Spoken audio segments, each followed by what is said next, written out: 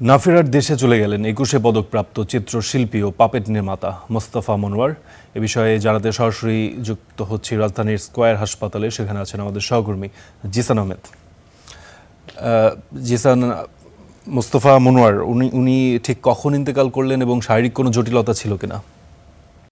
২১শে পদক প্রাপ্ত বরেণ্য চিত্রশিল্পী এবং পাপেট নির্মাতা মোস্তফা মনোয়ার তিনি নাফেরার দেশে চলে গেছেন। আজ সকাল ৮টা ৩০ তিনি মৃত্যুবরণ করেন এবং তার ছেলের সঙ্গে কিছুক্ষণ আগে কথা হয়েছে। আমরা জানতে চেয়েছিলাম যে তিনি একজন বরেণ্য চিত্রশিল্পী ছিলেন, যে তার আসলে কোথায় তার জানাজার নামাজ অনুষ্ঠিত হবে এবং তাকে কোথায় কবরস্থ করা হবে, এই বিষয়গুলো আমরা জানতে চেয়েছি। পরিবার থেকে যেটি জানানো হয়েছে যে তাকে আজকে গোসল হাসপাতাল থেকে গোসলের মাধ্যমে তাকে তার নিজ বাসা ঢাকাতে ধানমন্ডিতে নিয়ে যাওয়া হবে এবং সেখানে আত্মীয় স্বজন এবং পরিবার পরিজন যারা রয়েছেন তারা দেখবেন এবং আগামীকাল মূলত তাকে শহীদ মিনারে নেওয়ার কথা রয়েছে। সেখানে তাকে শ্রদ্ধা জানাবেন, সব ধরনের মানুষ সেখানে যাবেন তাকে শ্রদ্ধা জানানোর জন্য। সেখানে তার মরদেহ নেওয়া হবে এবং বনানীতে তাকে কবরস্থ করা হবে, এই তথ্য আমরা জানতে পেরেছি। তিনি মূলত বেশ কয়েকদিন যাবতই তিনি অসুস্থ।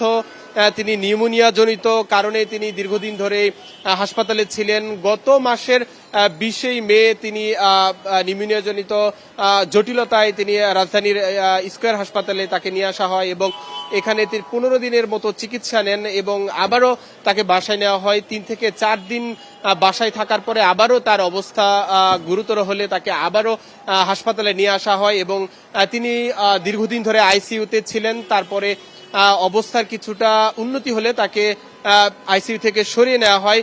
পরবর্তীতে আবারও তার জটিলতা দেখা দিলে তাকে আবার আইসিইউতে নেওয়া হয় এবং তাকে ২০ জুন থেকে তিনি আইসিইউতে ছিলেন। আজ সকাল ৮:৩০ তিনি নাফেরার দেশে চলে গেলেন। তিনি মূলত একজন গুণীজন ছিলেন। তিনি ১৯৩৫ সালে তিনি জন্মগ্রহণ করেছেন। তার নানা বাড়ি নড়াইলে, তার নিজের যে বাড়ি রয়েছে ঝিনাইদহের শৈলকুপা উপজেলার মনোহরপুর গ্রামে তিনি সেটি তার দাদা বাড়ি।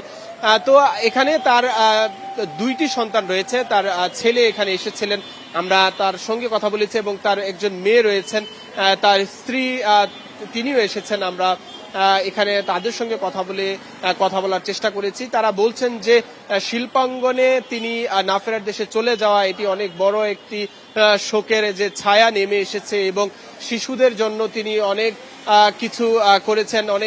তিনি পাপেট শো থেকে শুরু করে অনেক কিছু নির্মাণ করেছেন। তার এই ৯০ বছর বয়সের এই যে জীবনী, সেখানে মূলত তিনি সাবেক শিল্পকলা একাডেমির মহাপরিচালক ছিলেন এবং বিটিভির অতিরিক্ত মহাপরিচালক ছিলেন। তিনি মূলত এই গুণীজন তিনি নাফেরার দেশে চলে গিয়েছেন। এখানে যদিও তিনি যখন অসুস্থ ছিলেন তখন সংস্কৃতি মন্ত্রণালয়ের যে মন্ত্রী এবং প্রতিমন্ত্রী তারাও এসেছিলেন এবং তাকে আর্থিক সহযোগিতাও করেছিলেন। তো এখানে আসার পরে আমরা যেমনটি দেখলাম যে তাদের পরিবারে একটি শোকের যে ছায়া সেটি নেমে এসেছে। তো আজকে কিছুক্ষণ পরে তার মরদেহ এই হাসপাতাল থেকে নিয়ে যাওয়া হবে।